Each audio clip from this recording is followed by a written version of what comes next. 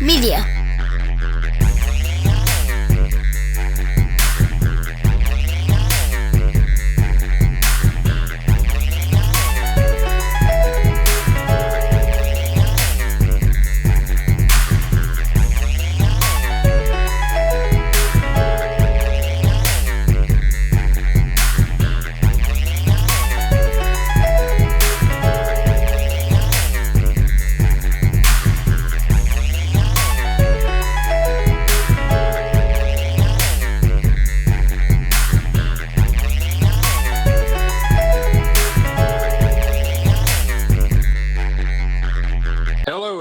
Welcome to In the Free Zone with Norm. With me, as always, is Derek. Derek, how you doing this evening? I am alive. Well, that's good. Yeah. That is beats hell out of the alternative. I got paid today. There you go. So that was cool. You have gainful employment. You are a productive member of society now. I like finally answer my dad's texts. There you go. Finally look him in the face again. We have several things we're going to talk about tonight. We're going to talk about the Kansas Moms case, particularly what's going on with Paul Grice. We're going to talk about some local news here around Elkhart and several other things that may come up. It's we're kind of now hitting our stride as far as football season goes. We're 3 games in. And coming up, and around the area, there have been some pleasant surprises. Hugoton's 3-0, Liberals 3-0. So there have been some teams doing well in the area. For me, we have a week off this week, and to be honest with you, it's a good time for our team and for me both to have a week off. To be honest with you. All right, so let's talk a little bit about Paul Grice. If you watched, and many of you did, the coverage that Hope and May did of the hearing Wednesday, and some of the other coverage that, absolutely, they did a great job, especially for a couple of gals that weren't real sure of themselves beforehand, and they did a great job with it. Nailed it. Absolutely. You've also probably seen some coverage maybe by some other creators, that have talked about what's going on with Paul Grice. So 2 things that Paul Grice did Wednesday, and did this right at the end of the hearing. Apparently they were escorting the other prisoners out of the courtroom, and Grice and his attorney stayed after. And I think they even clear the courtroom and then bring the people back in. Hope said that they gave her the option to come back in, but they were going to shut the door basically. Yeah, right. So they kind of cleared the courtroom so that the judge could talk to Grice and his attorney. Then they brought everybody back in. And during that time, Paul Grice waived his right to a preliminary hearing, and he also waived his right to a speedy trial. And that's the important one, that he waived his right to a speedy trial. So, fair warning, normally we try to go with just the facts on this show. We try not to engage in a lot of conjecture, but today that's what we're doing, okay? So be aware, none of this is confirmed. This is me just kind of telling you what certain stuff means and a little bit of conjecture based on that, okay? All right, so the important thing there is that Grice waived his right to a speedy trial.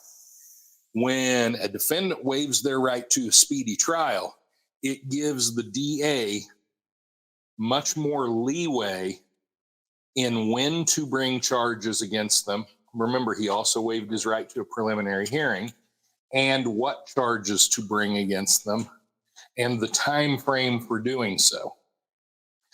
Often, now I'm not going to speculate in Paul Grice's case necessarily, but often that's used so that a DA gets a little time so that he can, for a defendant that's going to turn state's evidence, he gets a chance then to see their testimony and the effect their testimony is going to have, so that he's not buying a pig in a poke when it comes to reaching a plea deal with a potential witness who also happens to be a defendant. And so this would allow the DA then to wait and charge Grice and try Grice after all of the other trials are over with, so that he knows if Paul Grice turns state's evidence, he knows the effect of Paul Grice's testimony before he decides, on a potential plea deal. Or I'm sure they've got if it's going to happen, I'm sure they've got a preliminary deal in place. But as far as finalizing it all, he gets a chance, because he's waived his right to a speedy trial. He would get a chance to see what's going to happen from it and make sure that Paul Grice goes through with what he said he would do. So we don't know that Paul Grice is turning state's evidence, but when you look at the fact that he has been moved to a different jail so that he is not being held in the same facility with the other four, that I'm sure was done to ensure his safety. When you look at the fact that he has waived his right to a speedy trial and waived his right to a preliminary hearing, all of that kind of adds up to a pretty good possibility that Paul Grice is going to testify against the other defendants. And that is, to be honest with you, I didn't know whether the DA really needed that in this case or not, because they have so much evidence. But at the same time, that certainly is going to help in this case. And so I think that that's probably what's going on. Yeah. When my first thought was somebody was talking because of the, last Sunday when you read I don't know if it was the actual cause of death, but it basically spelled out the cause of death. Right. To me, it just seemed like it was very detailed, almost like somebody's telling this, whoever's telling the story was there. So to me, that got me thinking somebody's talking to the police. Mm-hmm. Then when Hope said he stayed behind, but then people just text me stuff, and we're breaking this news 5 days after. Everybody knows this already, but he was moved. Let me ask you this, I guess explain it to me, because I honestly don't know. I kind of have faith in Texas County Jail that they could keep them separate, where there's not going to be any danger. Why do you feel like it? And not even in just this case. Why is it such a drastic move to, if somebody is talking, to move them to a whole nother town? Well, all right. Yes, I think that probably the jail can, to a reasonable level, keep these people separated. But when you've got two people in the same facility, or three people, or five people, or whatever the case may be, then there's always at least a chance of them running across each other.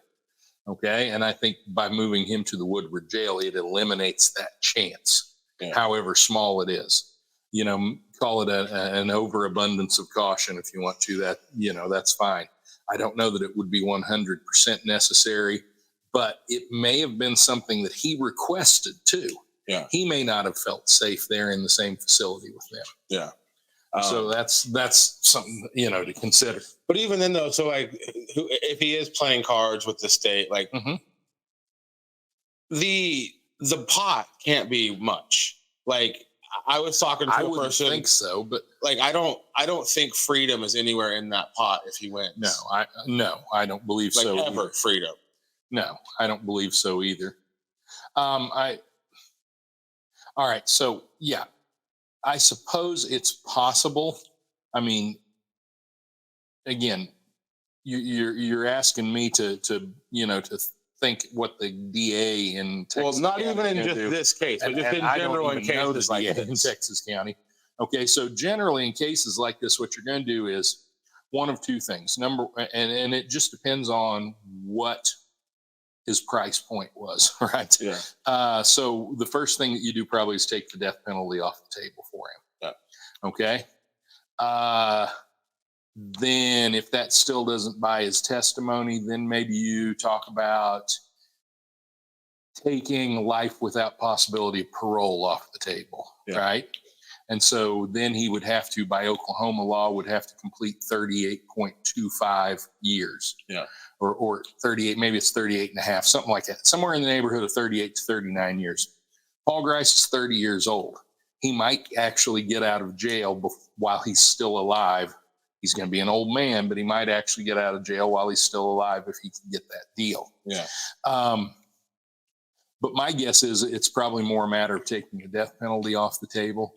And like I said, it might even be a matter of taking life without a possibility of parole off the table. I don't believe that they would go to the point of dropping the charges to second degree murder. I don't see that happening, but I don't know. Again, I'm a football coach, not a legal expert. Yeah. So, I don't know. But my guess would be that probably what you've seen probably what's happened if this has happened, is that they've probably taken the death penalty off the table and maybe even have taken life without possibility of parole off the table. I don't know. Yeah. But even if they did, he's still going to have to serve, like I said, at least 38. I think it's 38 and a half years. Yeah. Yeah. Wild stuff. Real quick, shout out to Hope Chance. She knocked it out of the park. And then May Rodriguez, that was her first time. She's been podcasting for like 25 weeks. That was her first time doing anything true crime, and I think she knocked it out of the park. Did a great job. Yeah. Hope and May both did a great job on that. And like this wasn't in our notes, but I'm going to kind of say it. Like, go ahead.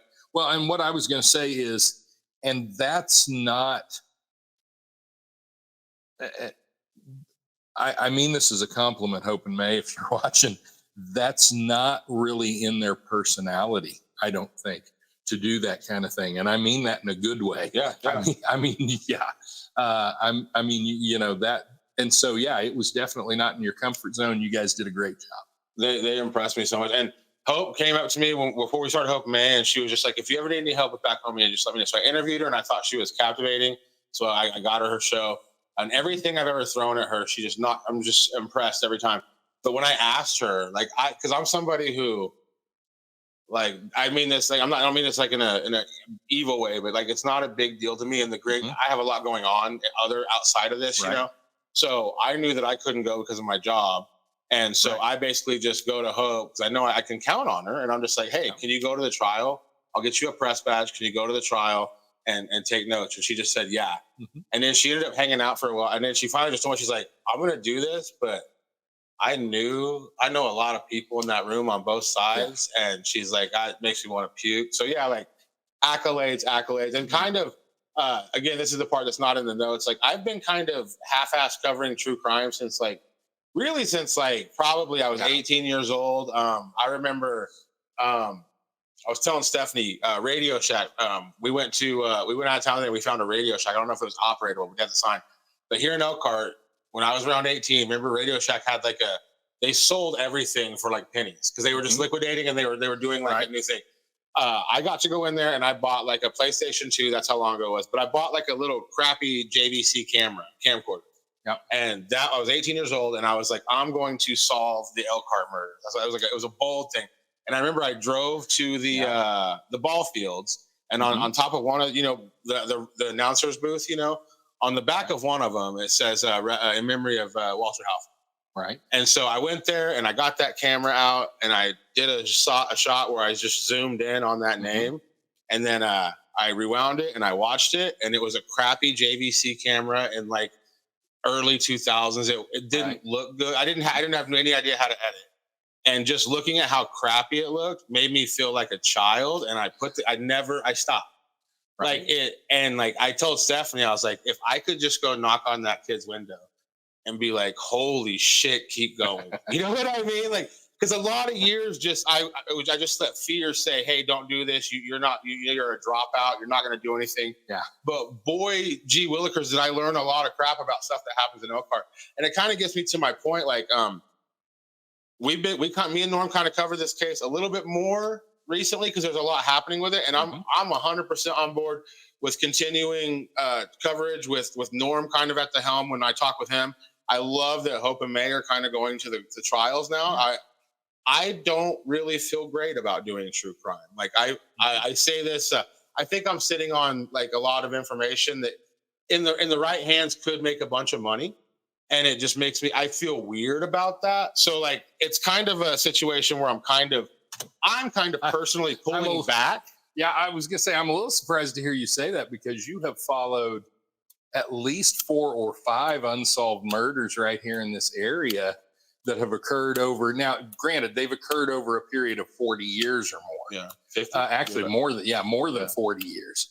So yeah, but you've done a good job of bringing a lot of information to light that never would have come to light. But it was, I promise it was never about money, because Steph, I'm sure my family wished that I would, because like I'm telling you, like I've paid a lot of money to learn that stuff. But honestly, like the only reason I really got into trying to figure this stuff out, I was never trying to find killers.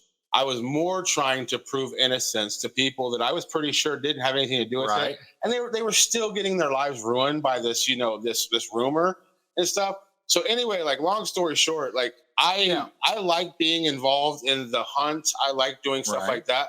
But just me personally, I don't really enjoy it or feel great about doing it. Now, it's a long point of getting to this. I don't know if anything will come of this at all, but there's a podcast. It's a live show right here. It's called Shenanigans. Yeah. It's Carrie Moody, Tara, and then there's another girl. I'm sorry, we're live. I don't have any notes, and I'm a dropout, right? But it's these three ladies. What's and her name? Amanda, maybe. I think so. Your wife. Yeah, my wife was watching it, and so I watched. Yeah. Yeah. We watched your show basically. Norm watched it. Was like I watched their live stream. I've been kind of paying attention to Carrie Moody right here. I pay attention to her. My wife's been following Carrie Moody for a while. I think what they do is like comparative to the other people that cover, they knock it out of the park. And I think, but like as far as like the Elkhart stuff, I've kind of been talking to Tara. Like I'm trying to pass some of that information because they have a huge investigative. Yeah. I think that there's some story here, but I don't think that I was meant to tell it. You know what I mean? Let me say this about the coverage you've done on those cases, though. You're right. You weren't out looking to solve the crime. But what you did do, whether you realize it or not, in many cases, was you gave the families of some of those victims a voice. Yeah. Especially in the Suzanne Johnson case. You gave her mom a voice.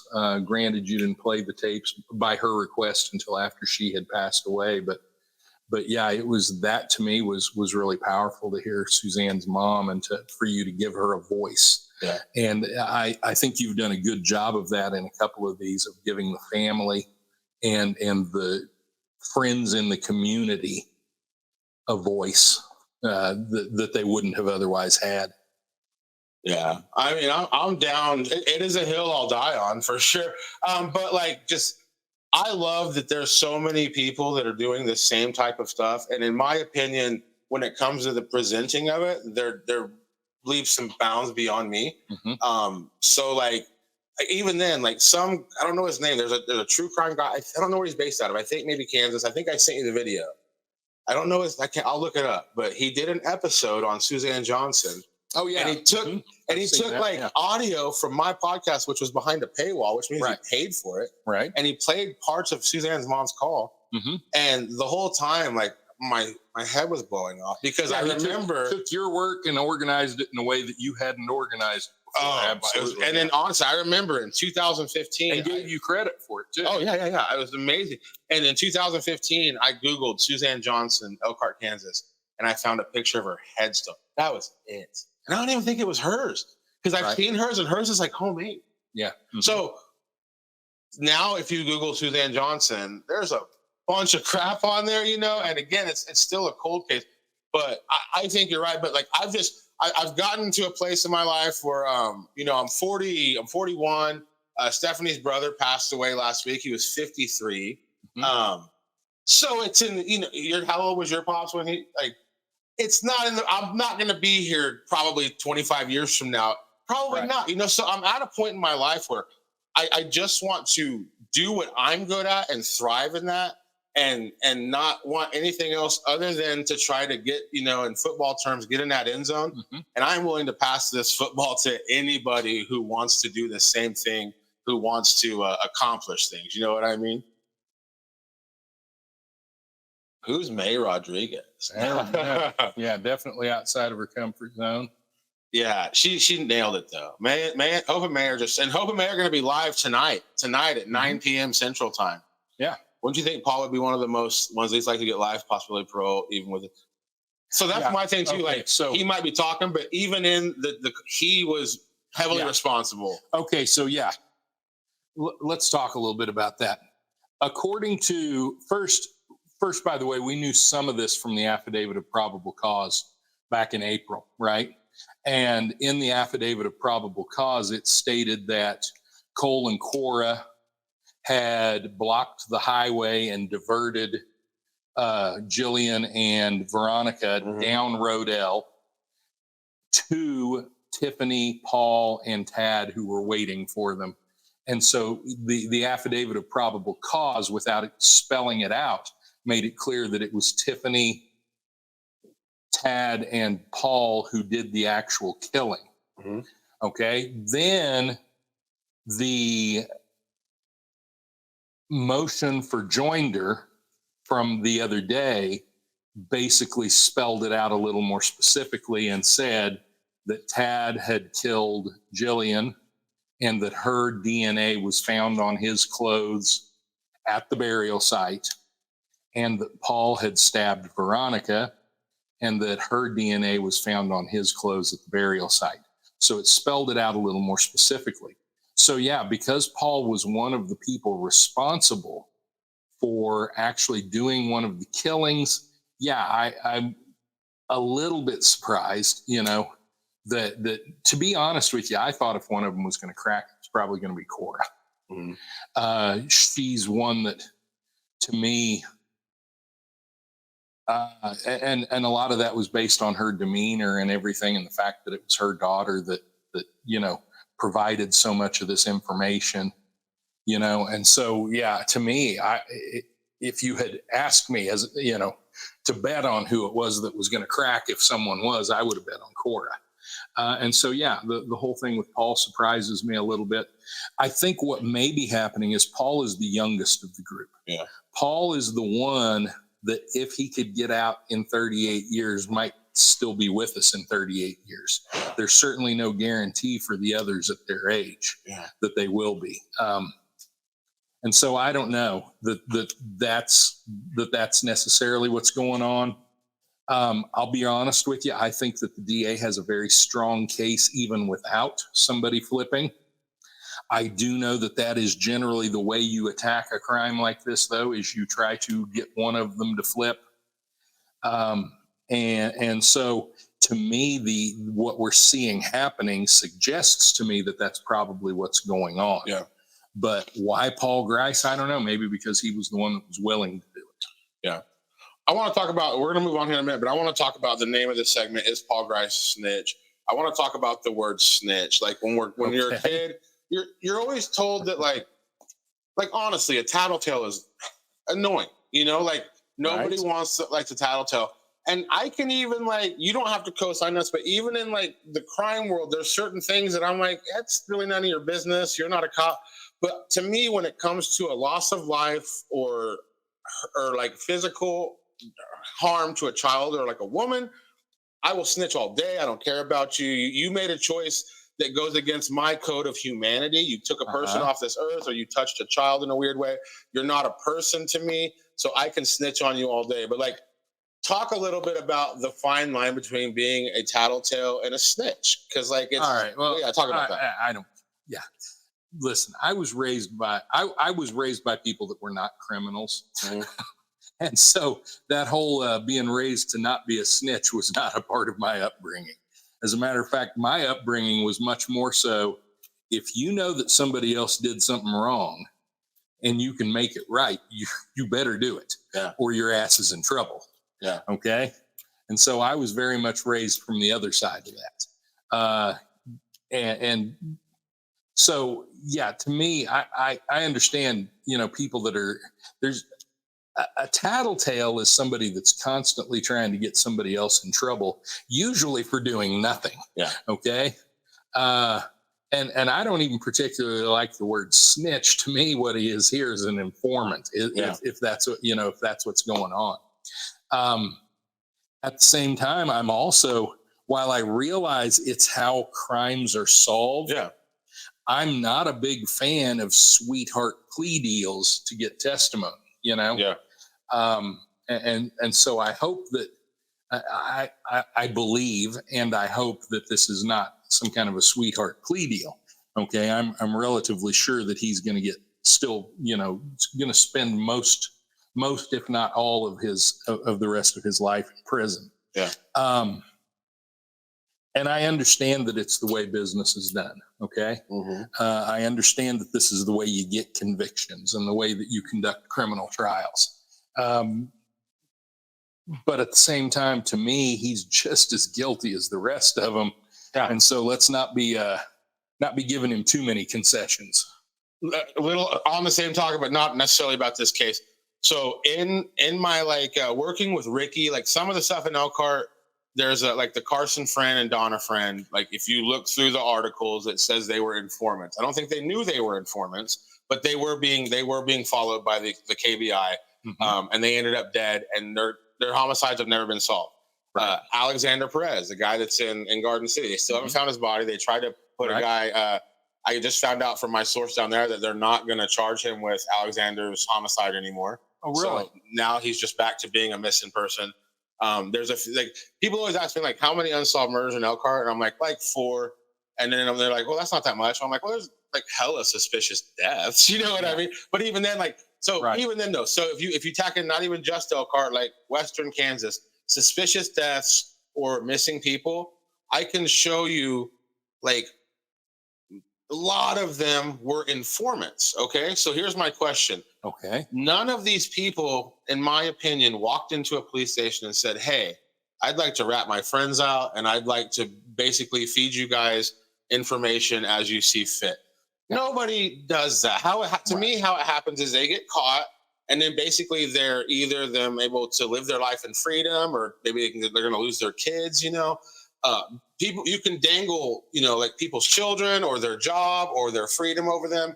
And they will totally rat out their friends in a second. And I say, I would too. I would screw my friends if you're trying to take my kids away, But to me, and again, this isn't trying to make like where the cops are predatory for doing this.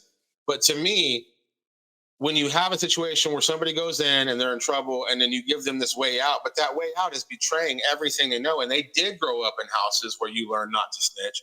And these people go missing.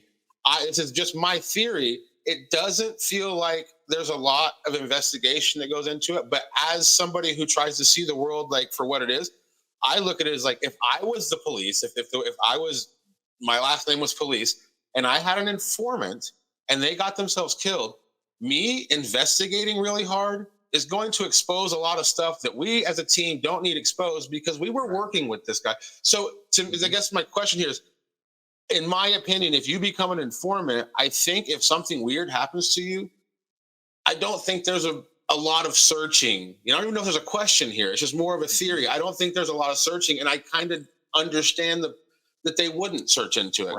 Go ahead and speak on that. Yeah. Well, yeah, that you covered a lot of ground there, and you did a good job of covering it. Listen, I think one of the reasons why so many murders go unsolved in small towns is because small town police forces are so ill-equipped to deal with an investigation of that nature. Yeah. One of the reasons why people who are informants often end up being victims of crime is because they got to be informants by being criminals already. Yeah. And so they're already in and around the criminal element, which puts them in jeopardy. Okay. Yeah. If you live by the sword, you die by the sword kind of thing. And I'm not necessarily talking about, that they were violent criminals and therefore, they ended up meeting violence. What I'm saying is if you're around crime, statistics show that you're far more likely to be a victim of crime as well. And so to me, there's a whole lot of factors that go into all of this. But one of the reasons, like I said, one of the main reasons to me why you see so many unsolved murders in little towns like Elkhart, Rolla, Boise City, Texhoma, all these places around is because those local police forces are not equipped to deal with an investigation like that. They're not equipped to process crime scenes, and they don't bring authorities like the Highway Patrol, the OSBI, the KBI in quickly enough many times. Yeah. Especially some of these cases that occurred in the 60s and 70s. And, Yeah. and so I think that's a lot of it. But that doesn't mean that we can't still take a look at those cases. Are we going to solve those cases? No. But again, like I said, sometimes it's important to remember the victims, and sometimes it's important to give voices to the families of the victims and to the friends of the victims. And sometimes even it's important to give a voice to somebody who has been suspected of the crime but isn't guilty of it. Sometimes that's important to give a voice to a person like that too. Talk about a bummer. Every time you go to the store, everybody's like, is that guy that maybe or might or not have killed somebody? It's like, whoa. Yeah. Carrie Moody, she says, do you think egos play into it? Probably. Probably they do. And probably small town politics play into it at times too. It's in a small town where not only everybody knows everybody, but in real small towns, everybody's kind of related to everybody as well. There are often politics in charging somebody, well, this guy is, related to these people here, and boy, we better make sure that we're absolutely 100% sure before we charge this person or before we arrest this person. And so sometimes those arrests never get made, or sometimes in small towns, arrests do get made, but you can't ever get a conviction because you can't get it's hard to find a fair and impartial jury in a town where almost everybody is potentially related to either the victims or the defendant. You see that so many times that, the police seem to have overwhelming evidence and they try someone 1, 2, 3 times and it ends up in a hung jury every time. And so that's a part of the small town politics of it too. So yeah, I do think that egos play into it. And I do think that small town politics play into it. And I don't know if onto a conspiratory level though. Yeah, I don't either. But so let's go back to the Veronica and Jillian case. I want people to understand, especially people that aren't from this area, I want people to understand how amazed I was that arrests were made within 2 weeks. Mm-hmm. I honestly thought that this would play out over months, if not years, before arrests were made. And the Oklahoma Highway Patrol and the OSBI particularly, to me, did a great job on this. And they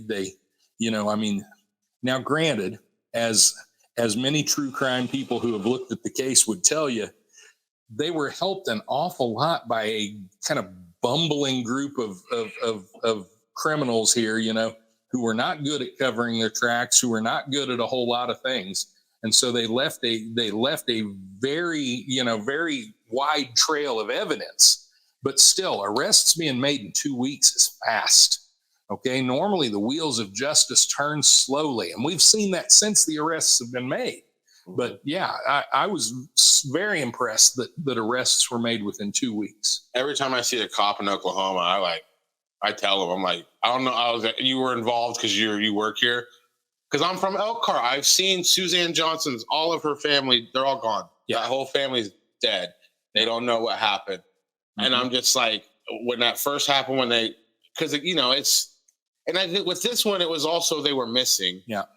And we pretty much found out what their fate was after the arrests were made. So with, there wasn't this oh, we found these bodies, we have to do that. It was basically, in my opinion, Oklahoma did such a great job. They gave us both answers. Hey, I'm sorry, they're no longer with us. And these people, we're going to talk to them. We're really going to work. And that's my hands bled from clapping for them, dude. I hate to say this, but over the years, if you look, the murders around Elkhart that did get solved generally occurred on the Oklahoma side of the line. Mm-hmm. Okay. And I'm saying that as a Kansan and not necessarily running Kansas down, but I'm telling you, the murders over the years that have been solved have generally occurred on the Oklahoma side of the line. For those of you that don't know, Elkhart straddles the state line. Okay. Yeah. So yeah, there's Elkhart, Kansas, and then it bleeds over into Oklahoma. The one that I can think of is this kid. Ty Marquardt. Yeah, Ty Marquardt. That's the Pretty one much I can just a think of few, that occurred in the Oklahoma side of the line that wasn't solved. And that's like maybe, I don't know exactly. I'm guessing within 5 miles of where the two women. And actually, I guess it would be wrong to say that it wasn't solved. The state of Oklahoma ruled that it was an accident. See, to me, that's more of the story. Like, yeah. Okay, so with Ty Marquardt, a lot of people say things, but even then, you ask me now, that was 1995. How many years ago was that? Well, almost 20 years, 19 years ago. Okay, 19 years ago. No, 95, almost 20. Oh yeah, sorry, almost 30 years ago. Yeah. So again, this is going to sound very crass, but I'm just being honest. I try to think. I have obsessive compulsive disorder. And I'm crazy, and I'm a dropout. You tell them. Okay, so I can honestly put myself like, I see this Ty Marquardt thing almost 30 years ago. And now if somebody came down and said, boom, we're going to arrest like 4 to 5 people for this. At this point, like, you're taking away like fathers, maybe grandfather, like, and again, if there was people that hurt Ty Marquardt and did something horrible to him, then they deserve it.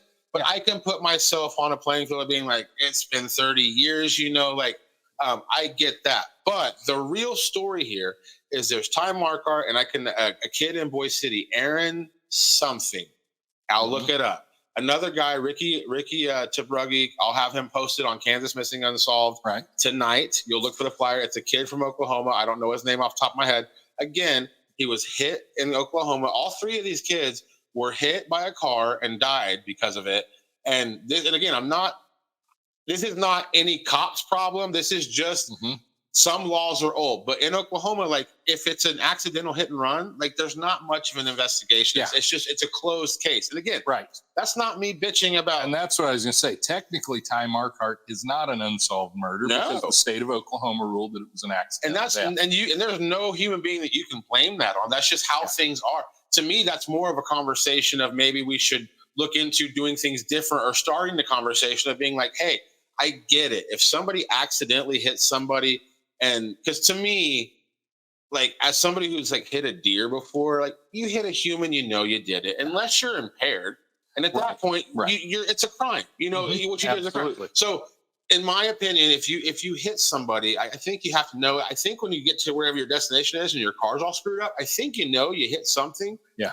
So to me, I'm not saying throw anybody in prison. I'm just saying I think that we need to actually find out who hit them, just for records. You know what I mean? Right. Like, I don't like that we just like, well, I don't know. Who knows? Let's get out of here. And again, not a disparagement towards Oklahoma. It's just how, and I don't even know if it's just Oklahoma, but that's like a little thing that I've noticed, that they're not open cases. They're just, like you said, they're just like, wow, that was weird. And again, nobody's fault. All right. And for those of you that don't know the case that we're talking about, Ty Marquardt was a 19-year-old male that was hit by a car and killed just south of Elkhart here, a few miles from where Jillian and Veronica were killed.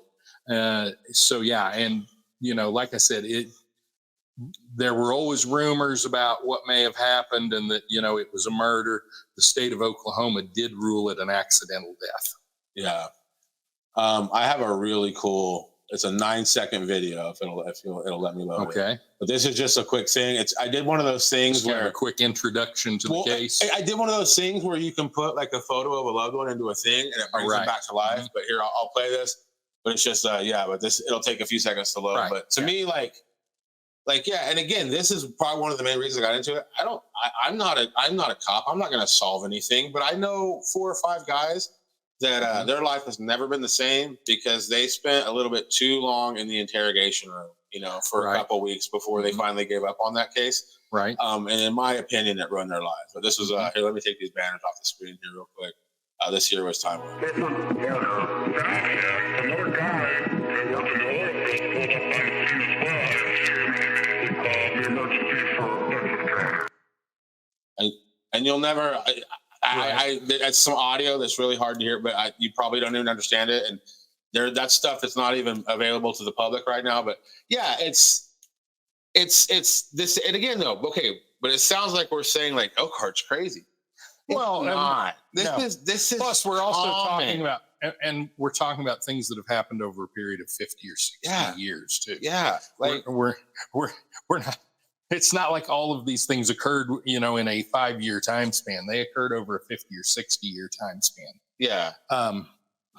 I think what it is it's such a small town that it's easy to microscope it. It's easy to be like, whoa, whoa, whoa. But like what turned me off of like that whole way of thinking was I for a long time I lived in this headspace that my hometown was special because it was like they had a murder problem. And then I was in Albuquerque and I looked up unsolved murders and there was just so many. And I was like, I think people just kill each other. I don't think there's anything. Go ahead. Right. How many deaths have occurred in that stretch? In that area. Okay, so here in Elkhart, Walter Halferty, Suzanne Johnson, Donna and Carson Friend. The Ty Marquardt thing. There have been others. Actually, in Elkhart, we can go back almost to the 1800s. Haven't you covered some of them? The first one that I found, and again, it's not the first one, but the first one that I found, there was like a game warden. His last name was Tierney. He was killed. Right. And wow, so I can look through here. I think so we're talking about 6 or 7 murders over a period of 60 to 100 years. So basically one a decade, maybe, Yeah. Now, if we were going to talk, have there been some other suspicious deaths in the area that maybe were ruled accidents or were ruled suicide or whatever? Yeah, there probably have been. But, in a little town, sometimes every death is suspicious, if that makes any sense, because of rumors and things. Yeah. Having been around families after a suicide, it's sometimes hard to accept. Yeah. And you want to believe that maybe there was more to it than that. And so I think that sometimes, goes on. But yeah, I mean, there have certainly been like any place, where humans interact with each other, there have been some things that have happened. So like I said, as much as I can think off the top of my head, we're talking about probably 6 or 7 murders, maybe 8 over a period of 60 to 100 years, period of about 60 years. Okay. I had to since the 60s. Since the 60s. Yeah. And again, and if you think that's crazy, like Google any major city and put unsolved homicides just for the last 6 months, and you'll have to scroll like your birthdays in 1974. People have a problem with killing people, and even bigger, they have a problem with hurting themselves. With it's just we have a problem with just people not really caring much about their own lives, let alone the lives of others. By the way, suicide is more of a problem here than homicide, and has been over the years. I just finished watching Miss versus Carly Fairchild. The Hay Meadow Massacre too. Where was the Hay Meadow Massacre? Okay, so the Hay Meadow Massacre was part of the county seat war between Hugoton and Woodsdale over in Stevens County. Yeah, I could talk about the Hay Meadow Massacre, and there is multiple unsolved murders in one incident. But sure, that's something we could do in the future. Yeah, which is wild. Yeah, but yeah, I enjoy how things are playing out right now, as far as like there's so many people that are, and not even just true crime, like there's so many people creating stuff, like the podcasts are great. Out of this state is awesome, dude. We have did you know there's a podcast out of Garden City? It's a guy doing a podcast with his old teacher, which I might sue, because that's my thing. That's what I do. But no, like I guess he does. Stephanie, what's that podcast called? She'll look it up. But it's like basically he tells like history stories about like Western Kansas, and it's pretty high up on like the Apple charts and everything. Right. If you can see what it is, Steph, let me know. But like, there's a lot of cool shows that come out of Kansas, but definitely, I'll be watching everybody that's live. Let me see. we did have some other topics, but they feel kind of silly now that we talked about all this. Real quick, Higher Grounds Coffee is shutting down. We're going to give a few. That is too bad. One of the things that I will say is, we talk about conditions in small town, and that's a fact of life in a small town too. It is sometimes tough for a business it's sometimes tough to stay in business because your market of potential customers in a small town is so small. Higher Grounds had a pretty good run. I'm not sure exactly how many years they were in business, but several years. I'll be honest with you, when they first started, I didn't see how there was going to be enough business in a town the size of Elkhart to support them, but they had a pretty good run. And then unfortunately, they've announced that they're shutting down. That's too bad. That business will be greatly missed in this town. Yeah. So basically, while we're on that subject, one of the things we were going to talk about is kind of how some businesses here in town have kind of started competing with each other. And one of the things that I would like to say, and to me, it's the only real salient thing that I have to say about the situation is this: in a town the size of Elkhart, it's hard enough to stay in business as it is. Yeah. And I would hope that businesses would help each other rather than trying to hinder each other. Yeah. Because it's hard enough to stay in business in a town this size, just with just the normal pressures and concerns. And so I hope that, when businesses start to compete with each other in this way, that they'll kind of find a way to work it out and work together instead of against each other.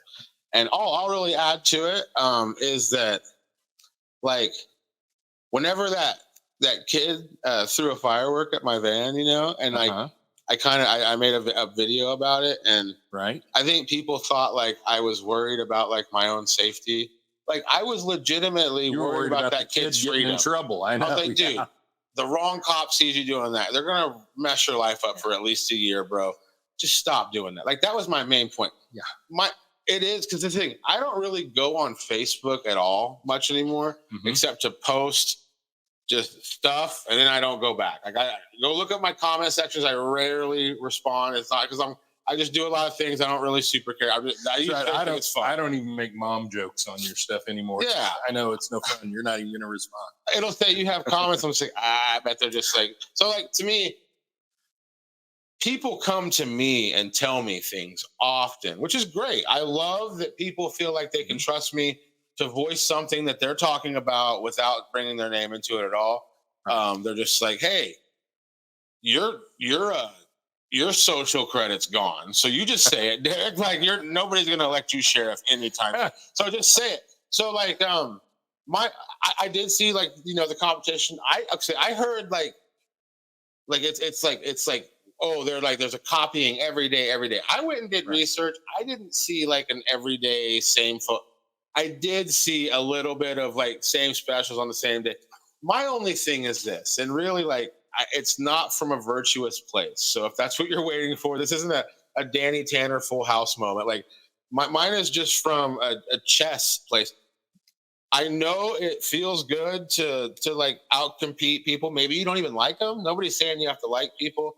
I know that can probably feel good to like win all the time and crush people, but just, I have to tell you that, please, you're the kid throwing fireworks at this point. I feel like you're going to hurt yourself, because it's not 2012 anymore. Like, people see everything online, and they see it through a scope. So it makes, in my opinion, I'm just saying, like, this bickering that's going on with anybody, like, in a town this small, like, it's not good for you. I don't even care about what you're fighting about. I don't care. I'm not invested in either one of you. It just makes both of you look bad, in the sense that I know people like read the post, they're just like, like, why don't you just, like, I'm just saying, from a chess place, keep your animosity to yourself. Like, taking that shit public is not going to work out for you, in my opinion. Go ahead, Norm, prove me wrong. But like, that's all I kind of want to go into it. All I was going to say is, if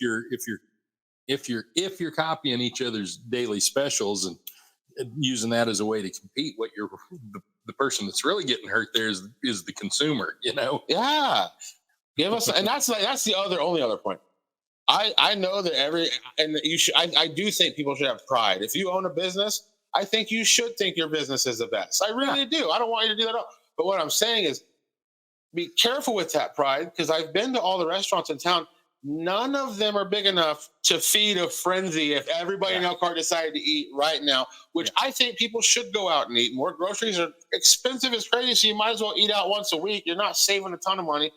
Patronize these restaurants. But again, if it's go time and every family goes out to eat, your restaurant will not serve us all. We need each other. There should be really no competing in a town like this. There really should not. And again, I don't own a restaurant, but I'm just saying, as the integrity police, it makes you look kind of bad. I'm still probably going to shop at your stores again. I don't care. Yeah. People are like, hey, you notice this? Isn't that weird? By the way, people don't like it. Go ahead. Most people don't realize just how rough the restaurant business is. I mean, the failure rate of restaurants is appalling. I mean, it's like 75 to 80% of all restaurants fail. You know, I mean, that's what I'm saying. It's tough enough to make it just under normal circumstances. So, you know, the one thing I would encourage people is work together, don't work against each other. So I don't know if Hawk Chua says Higher Grounds is busy, and I was gonna say I see Higher Grounds cuts off, but it says self-employment can be exhausting. Yeah, I'll buy that. Yeah. And that's the other thing, the restaurant business, and I realize Higher Grounds is, they're basically a restaurant. I mean, they're a coffee house, but the restaurant business it's you know, it is an all-consuming business. It really is. You live there. Yeah, exactly. I would have no desire to do it. If that's the reason they're closing down. Everybody that's a good cook, people tell them they should open a restaurant. And no, there's a whole lot more to it than that. If the reason that place shut down because that person's been I got $5 on your retirement from that place. You go do whatever you want to do. You did well. Had a great run. I haven't heard anything bad about Higher Grounds. No, I've never. I don't really go to. I work in Houston now, and I stay at home a lot. I don't really go out and check who's busy. But again, I get that. Yeah, working for yourself is very, very hard. Texas says lots of good leads just fell to the wayside in some of those cases. Drug cartel played a part in some. It's a sad fact for our area. Unfortunate accidents have taken several lives as well. Yeah, I mean, I get it, man. I've listened to. I have probably 50 hours of recordings of people just telling me everything they know. It's tough. But again, like the cops are always hiring, you know, like I really try not to be like, the cops aren't doing their jobs, because I'm really not willing to go over there and do it better. So I'm just going to kind of shut my mouth on that one, but that's just me personally. But I get how it can be, let's see, some creators, nothing you share is confidential. Let me see. I live in a small town, very similar. Every place has something special to offer and should work together. Yeah. Even if you don't like each other, smile and wave and work. Exactly. Because I'll be honest, like this isn't nobody in Elkhart pays me to say shit, by the way. But I will say this. I get no money from anybody in Elkhart for any promotion I do on my page. And I'm not bitching. I like to promote Elkhart. This is not me kissing a client's ass. Yeah, I do. This is not me kissing a client's ass. None of these people are my clients. I don't think there's a bad restaurant in Elkhart. No. Every place I go eat, we are very lucky in that respect for a town of our size to have some excellent restaurants. We really are. Yeah. When the coffee place, when Higher Grounds, and so let's mention some of them. You know, go check out Big C's. Go check out Wildcat Cafe. Go check out Donut Talk. I am going to open my own restaurant called Big D's, obviously. All right, there we go. Just kidding. Go check out Dairy Cream. What's the Pizza Hut? Of Pizza course, Hut, it's a kind of a corporate thing, a franchise thing. But yeah, I think El Aguaje. Yeah, absolutely. To me, I think Pizza Hut is like, it is corporate and everything. But the reason I can kind of see it differently is because it was started in Kansas. Pizza Hut was, but also like so many. Like I had an idea of having a work Christmas party this year. and just the blanket rules. If you've ever worked at Pizza Hut before, there would be like hundreds of people because like there's every generation had like half the people in this town have worked at Pizza Hut. I worked there, you know. It's like my first job. So like to me, that would be like, and like that could be that's a great idea, folks. We should Pizza Hut or Moore's. Those two places have employed half the teenagers in town over the years. So like just a Christmas work party and maybe just for all the businesses and stuff. But yeah, like I think that even if you don't, publicly hating on your enemies I don't think it's great for in the long run, business wise. I think you should just put a poker face on, But again, it's your money, it's your business, do whatever you want. But that's just sort of my take on it. Yeah. Last thing we're going to talk about, Lake Mead levels are up, but not enough. Yeah. So a lot of people have seen the headlines. Good news, the Lake Mead. By the way, when we talk about Lake Mead, we're talking about in Nevada, outside of Las Vegas. This is the lake that was created when they built the Hoover Dam. Okay, so Lake Mead was very much in the news here about 2 years ago in 2022 because the lake was going dry, and there are multiple reasons for that. One is an extended drought. The other one is the fact that something like 75 municipalities in that area, it is their municipal water supply. Mm-hmm. And so they're, even now, even though they've had record snow melt-offs and stuff like that, they are still pumping water out of there at above the level that it needs to renew itself. Okay. But the level of the lake is up 20 feet from 2022 when it was at its lowest point. And so a lot of people have seen that headline. They've thought, wow, that's great news. And it is good news. I'm not trying to dump on good news. But what they don't tell you beyond that is it's still 165 feet below being full. Okay. So it's full level. It's flood stage. I mean, the level at which the floodgates open and it begins to let water out of the dam, they're 165 feet below that level. So so there's still a problem there. It is getting better, and that's great news. But there is still a problem there. Do you think that's just the byproduct of like more stringent water laws, or like how do you? I think it's a byproduct of the population of that area growing so much. No, I'm talking about it getting a little bit better.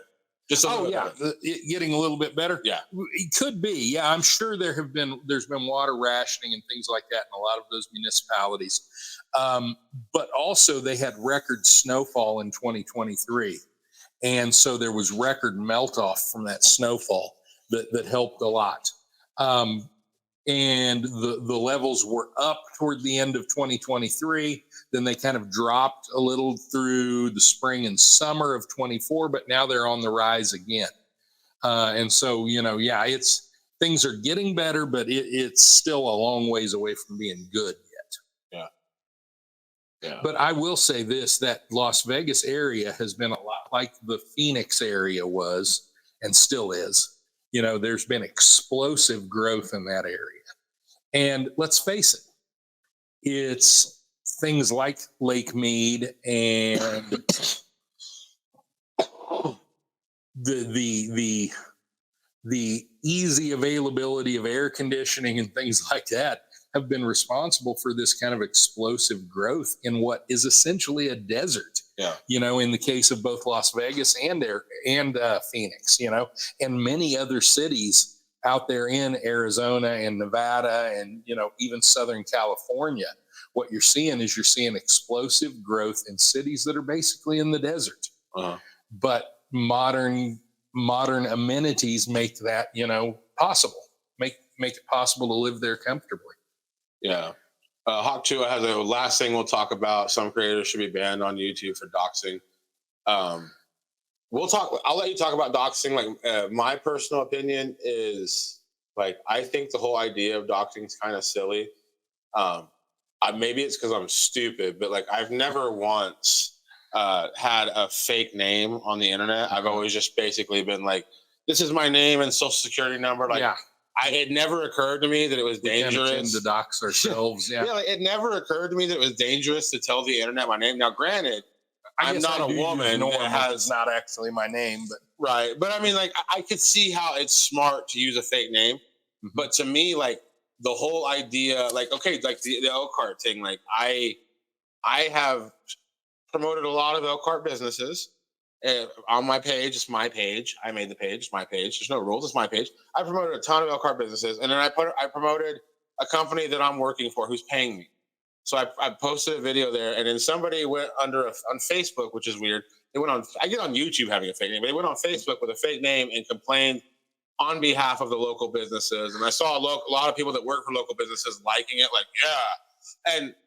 And again, that's fine. But until I know who you are, like, that's not real to me. Like, it's not a real thing. It's like, what, Roger Rabbit disagreed with me doing this? Like, I don't, like, to me, like, again, the whole doxing thing, like, I think it's kind of silly that, and again, I understand that it's safer to not be yourself on it, but like, I'm an internet kid. I've been on this place since the beginning. I've always thought it was weird that people would, because I feel like you talk a lot more shit when you don't have a picture of yourself and there's no way for anybody to hold you personally accountable. It's really easy to say wild stuff on the internet if nobody knows who you are. And that's probably why I like, because everything I say on the internet is tied to me in court, probably. That being said, though, I think, often we're talking about something a little more serious here, Yeah. But yeah, don't be me is my ending thing. Exactly. Yeah, that's the thing. And not only that, but just don't do something that could potentially expose somebody else to actual danger. Yeah. Yeah. I get it. I get it, man. All right. Well, we are going to probably get out of here. We have Hope and May are going to be in the studio here in about 2 hours and 30 minutes, getting ready for their 9:00 show. I don't know what they're covering tonight, but it's always really fun watching that show. Yeah. It's Hope and May do a great job of talking about a lot of mental health issues. Yeah. And that's something that needs to be talked about in our society. Personal experiences, obtaining mental health care is very difficult in this country. And one of the reasons why it's very difficult is because nobody even wants to talk about it. Yeah. And so shows like Hope and Maze, where they talk about mental health issues, to me, are helping with that problem. We've got to normalize seeking help for mental health issues. We've got to get rid of the stigma of seeking help. And that will solve a lot of the problems that we've got in our society. Yeah. And so to me, that's why their show's an important show. Yeah, they'll be on here tonight. So they actually will just go live from this channel right here, my channel. They'll be live on my channel. We're going to eventually get them a channel of their own. But they're a back home media show. So we all pretty much just use this channel. But they will be right here at this channel at 9:00. Yeah, I think it's, see? Yeah. Thanks, Mom. No. Oh, by the way, Norm's the love of Norm's life is a fan of Hope and May. What was her only note that she said what was her note about the show that she didn't like? You. Yeah, she said I talked to you. She said so Norm's wife will endorse Hope and May minus the parts where I talk on the speaker. She hates those parts. That's right. All right, man. So no football game for you this week, man? No football game this week. So we could do the show Thursday if you wanted to, but we might as well just. We should stay on Tuesday. Yeah, that's to me. We might as well stick with Tuesday. Off air, we should talk. Maybe we should go catch a game on Thursday. Just go watch a game for fun. Maybe so. For fun, take my kids. Yep. All right. So we'll see Tuesday evening at 8:00 right here. Yeah. And thanks for being with us.